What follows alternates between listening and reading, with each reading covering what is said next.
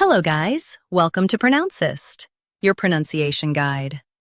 Today we will learn how to pronounce the word shown on the screen. KYUSHU. Both US and UK have the same pronunciation of this word. KYUSHU. Now read the syllables shown on the screen naturally. Q, shu, KYUSHU. Stress Q and keep shu soft. It's quick. Q, shu, KYUSHU. Stress Q and keep shu soft. It's quick. Q, shu, KYUSHU.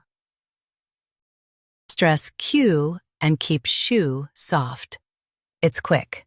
Q, shu, KYUSHU.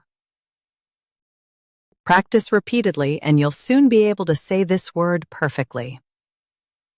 The best way to practice is to repeat the syllable multiple times.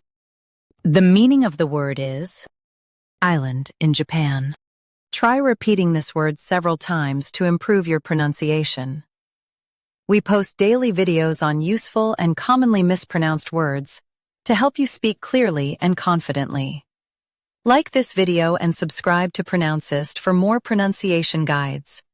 Thanks for watching us.